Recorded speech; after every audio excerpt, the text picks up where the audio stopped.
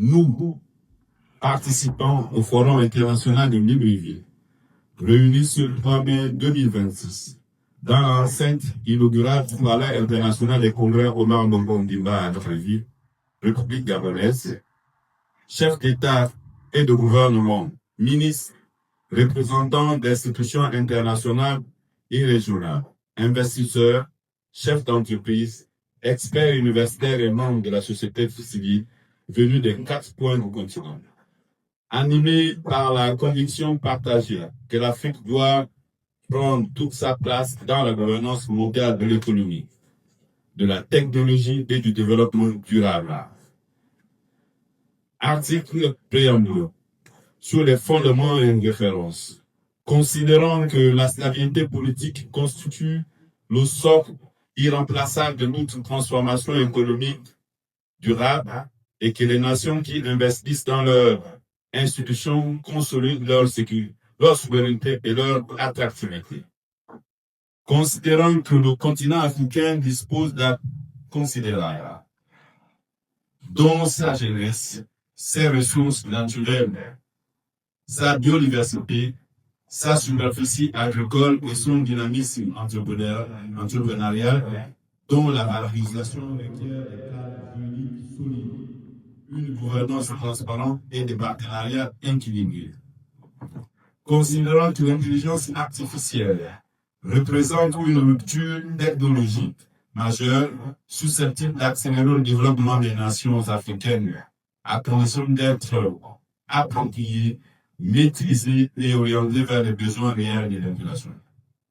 Considérant que la gestion souveraine des ressources naturelles, en particulier de l'eau, est un impératif stratégique pour la résilience climatique et la sécurité alimentaire du continent.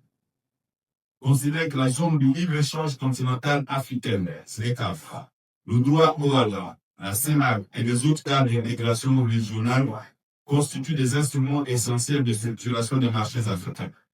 Rappelons les engagements pris dans le cadre de l'agenda 2063 de l'Union africaine et des objectifs de développement durable des Nations unies. Convaincus que la stabilité politique, le climat des affaires et l'intelligence artificielle sont les puissants catalyseurs de croissance, adoptons déploiement la présente déclaration de Libreville. Article 1er sur la stabilité politique et la gouvernance institutionnelle.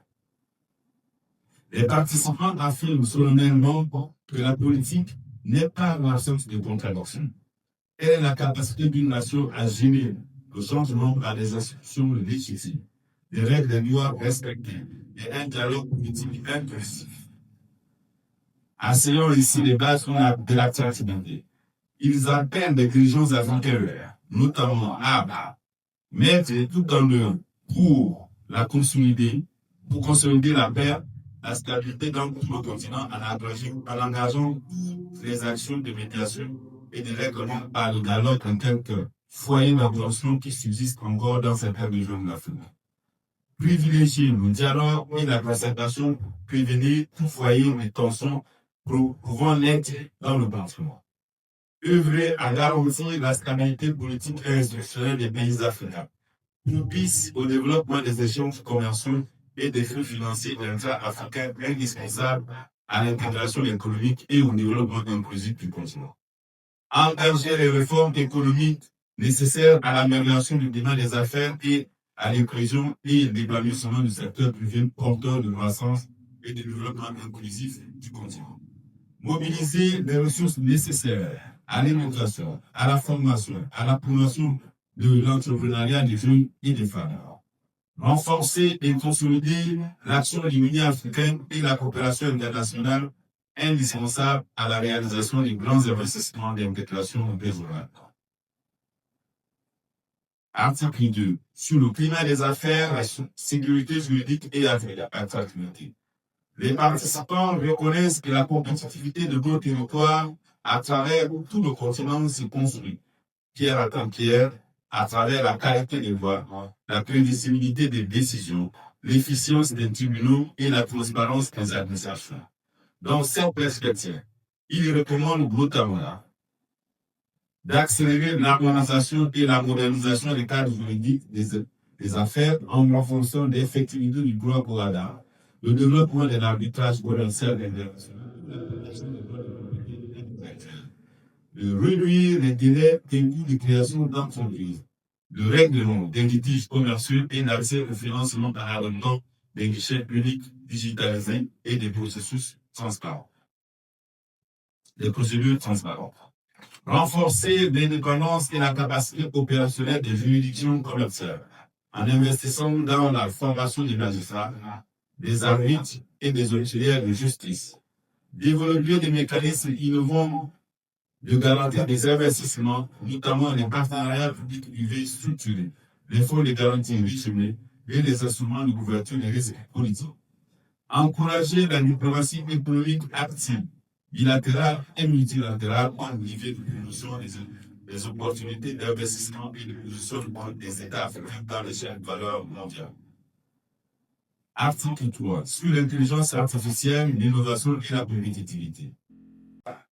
Une stratégie nationale en matière d'intelligence artificielle alignée sur des priorités de développement, santé, agriculture, éducation, justice, gouvernance, avec des objectifs mesurables, des financements dédiés et des instances de suivi. Investir dans la formation aux compétences numériques et à l'intelligence artificielle en intégrant ces disciplines dans les cursus universitaires, les formations techniques et les programmes d'entrepreneuriat avec une attention particulière à l'égalité des genres. Créer les conditions d'une souveraineté des données africaines, cadre réglementaire de protection des données personnelles, hébergement local de données stratégiques, audit de sécurité des infrastructures numériques critiques. Développer des infrastructures numériques continentales de data centers, réseaux à très haut débit, cloud africain pour réduire la dépendance technologique et renforcer la compétitivité des économies africaines.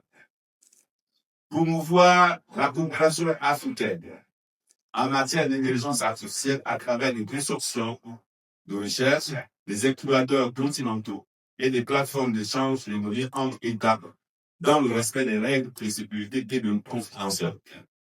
Adopter une posture africaine commune dans les négociations internationales sur la gouvernance de l'intelligence artificielle afin de défendre les intérêts du continent et de garantir que les normes mondiales émergentes soient équitables et inclusives. Soutenir et valoriser les entrepreneurs et innovateurs africains du numérique en créant des écosystèmes favorables sur la fiscalité allégée, l'accès au capital risque, protection de la propriété intellectuelle et des marchés publics innovants. Article 4. Sur l'intégration raisonnable, la coopération sur et les étapes. Les participants réaffirment que l'intégration économique africaine n'est pas une option harmonieuse. Elle est la condition substantielle d'une puissance économique africaine digne de ce nom dans un monde multipolaire.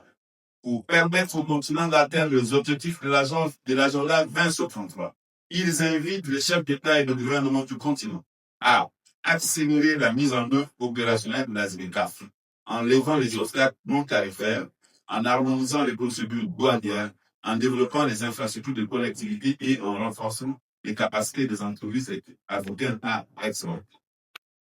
De développer des corridors logistiques multimodaux, dont notamment ferroviaires, routiers, portuaires et aériens, reliant les marchés africains entre eux, en priorité dans les zones de fort potentiel agricole, minier et industriel. Renforcer les mécanismes de financement régionaux à travers les acteurs Banque africaine du développement, Fonds souverains, Banque de développement national pour soutenir les projets d'infrastructures structurants et bancaires à l'échelle continentale. Promouvoir la coopération triangulaire et les partenariats structurés dans les domaines de l'agriculture, de l'élevage, de la technologie et de la formation en valorisant les expertises africaines disponibles. Soutenir les organisations régionales, les organisations sous-régionales, à savoir la SANAG, la CEAC, la CEDEAO, la SADC, l'Union africaine dans leur rôle dans le cadre de convergence réglementaire, de résolution des différends et de prononcer des standards communs de gouvernance économique. Article 5. sur le secteur privé, la jeunesse et le leadership féminin. Les participants reconnaissent que la jeunesse africaine et les femmes entrepreneurs ne sont pas seulement des bénéficiaires de développement. Ils en sont les premiers architectes. Toute stratégie de croissance qui les marginalise est condamnée à l'échec. C'est pourquoi ils appellent notamment à créer et consolider des écosystèmes entrepreneuriaux inclusifs, offrant aux jeunes et aux femmes un accès effectif au financement, à la formation, au mentorat et au marché, notamment au public.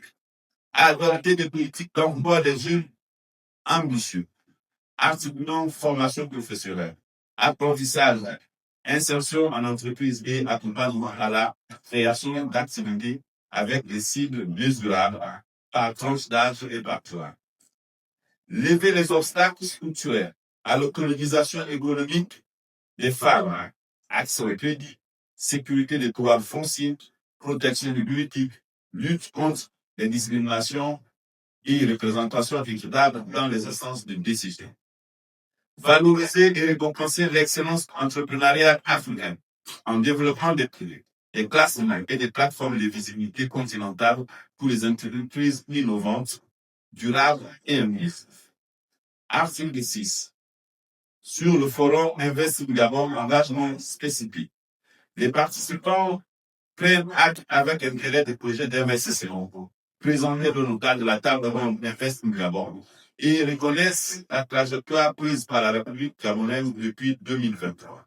Il convient notamment de saluer les réformes structurelles engagées par le Gabon en matière de gouvernance, du cadre juridique, des affaires et de l'attractivité territoriale et encourage leur approfondissement et leur consolidation en phase avec les objectifs de développement des Nations Unies et l'agenda 2063 de l'Union africaine.